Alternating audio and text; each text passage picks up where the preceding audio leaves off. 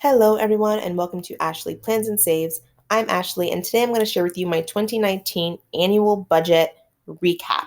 So, I have what I budgeted for in all of my different categories in 2019 and what I actually spent in those categories over the course of the whole year, just to do a little comparison and to see whether or not I met my original goals when I first started this channel in terms of saving, right? Ashley Plans and Saves. So let's see if I actually met my savings goals. All right. So here in the middle, I have the budgeted amounts and then the actual amounts here on the right-hand side.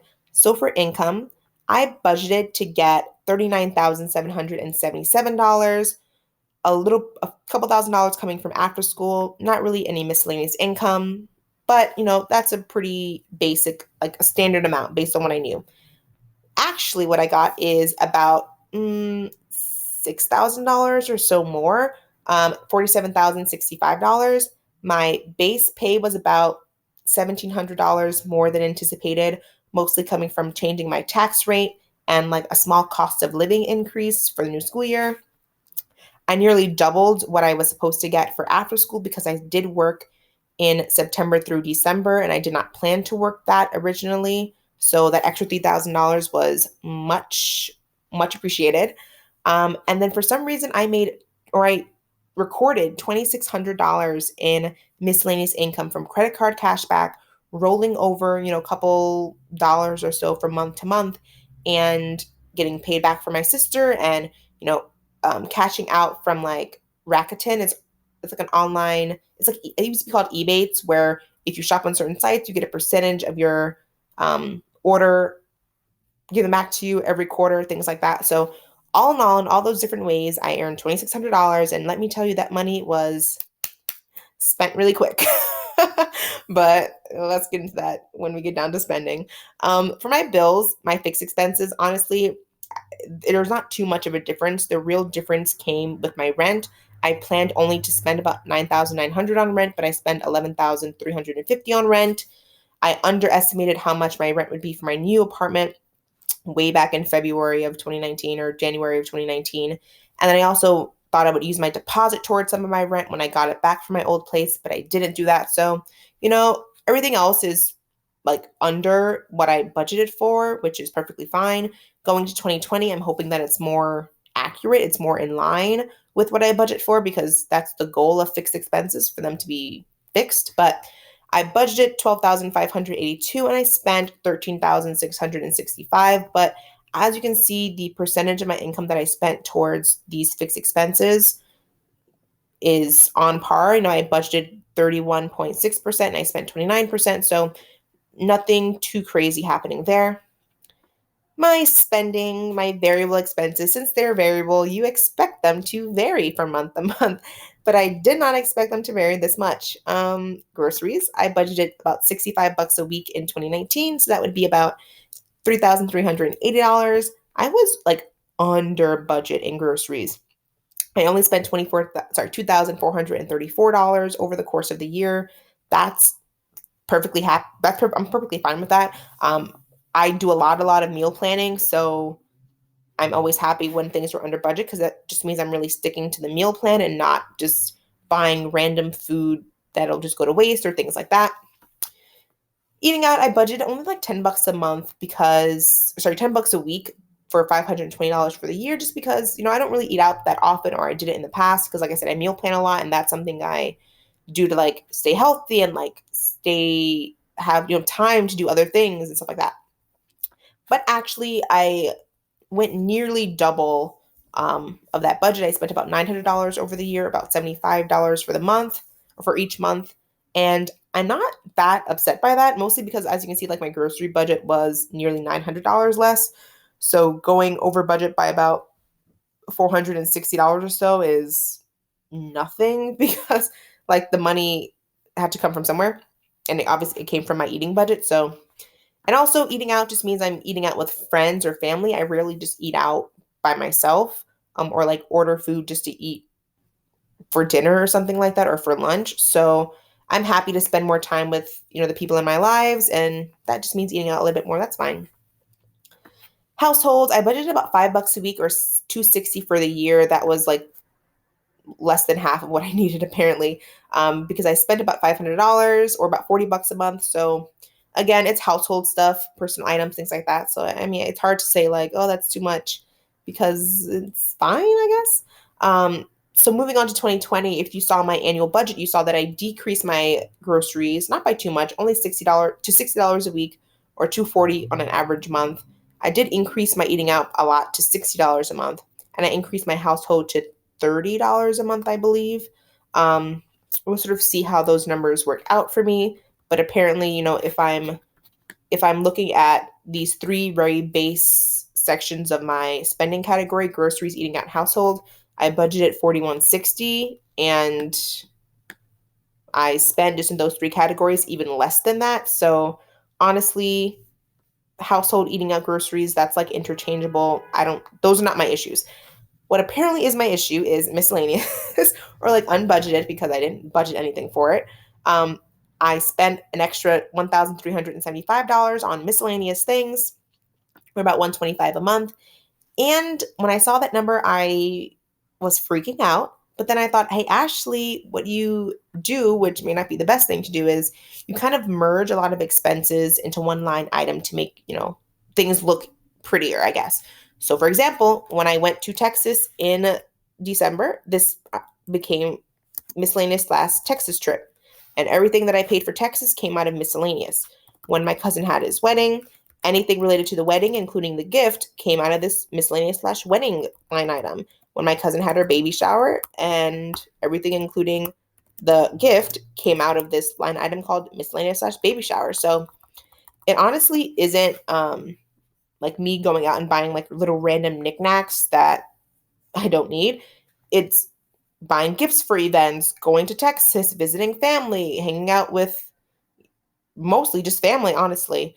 That really like racks up this number. For example, in December, my miscellaneous budget was $385.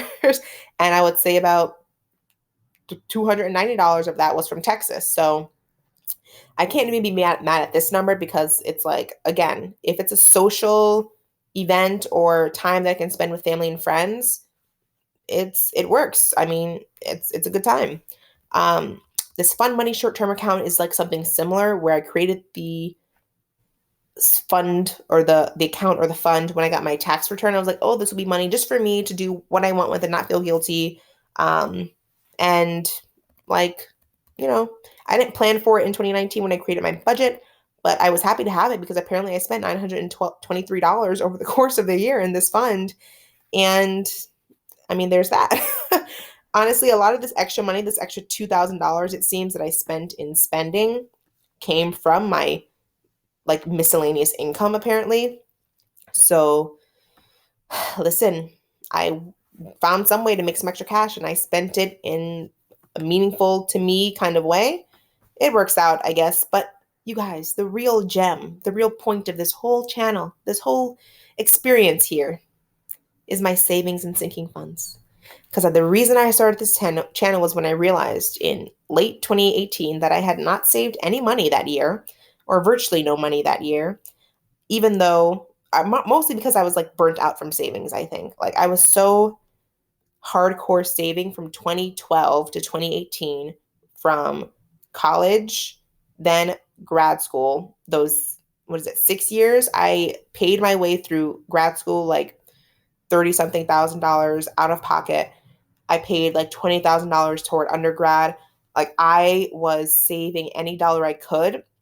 So when I finally made my last payment in like February 2018 for grad school, I just think I was burnt out and I just did not do what I needed to do to make sure I was still meeting, some sort of financial goals. So when I realized that, I created this channel, made a plan to save, some percentage of my income, some portion of my pay towards longer term goals, whether it's my retirement for my Roth IRA, sinking funds for throughout the year, and then finally a long term, hopefully making a purchase on a house, maybe a condo, a co-op, who really knows, but a few years down the road goal, right? So this is a short-term goal for these funds. This is like a mid-term goal, and then my Roth IRA retirement is like a longer-term goal. So I wanted to make some headway, and I'm pretty happy to say that I did accomplish all of those goals. So my Roth IRA, I budgeted $6,000. That's the maximum for 2019, and that's what I did. Family and gifts sinking fund, budgeted 300, spent or saved 380. All that is gone. So that's starting fresh in 2020. Travel sinking fund, budgeted 1,300. That's what it got, and pretty much all that's gone. I think my sister still owes me a couple $100, but as of right now, that fund is at zero. Clothing sinking fund, budgeted 385, spent 650. Again, coming from like miscellaneous extra income, but mostly all gone. I have $120 left in that account. Lyft and Uber budgeted 210, only saved 193.50, but again, all that's gone. That account is closed. Don't plan to save that sinking fund for 2020. Moving sinking fund budgeted to save 4,020. Actually saved about 3,500 because I realized I didn't really need that much money in that account. Again, that money is all gone. Not going to have that fund in 2020. Fund Money long-term sinking fund is an extension of the Fund Money short-term sinking fund. Really started with my tax return that I got in like March of 2019-ish. And then again, funded more through any miscellaneous extra income, additional income, and then also extra after-school income that I got that I honestly didn't even plan to get because I didn't realize I'd be working this school year. So that was funded through there. Also, TBQH, or to be quite honest, that fund is also like zeroed out. There's nothing in there. Yeah. And savings for a home. Again, the big kahuna, the big goal, the real reason why I was like, I need to save some money for my future. The goal was to save about $10,720 in this savings account for potentially putting a down payment on some sort of property in the next 5 to 7 years. And I actually saved about $1,500 more. I saved $12,273 in that fund, which is awesome. In the beginning of the year, this money was in a savings account, a high yield savings account. It earned about $12 in interest. But towards the middle of the year, I moved it to an investing account at Betterment, just because, like I said, it's 5 to 7 years. So that's a good amount of time to invest that money because honestly, who knows when I'm going to use it. So when I did my December recap, I think it said 12,285. So that extra 12 or so dollars came in from any interest I earned in the few months that this money was sitting in a high yield savings account. But you guys, that number is beautiful. I'm so happy it's so much higher than I planned. Like I said, a lot of that extra money came from after school because, like I said, I didn't plan to work it. So I was happy to put that money towards one of my longer term goals. And I did. And I'm very happy I did because I love a $12,000 number. It looks so amazing. So basically, I budgeted to save $22,935 in all these various accounts.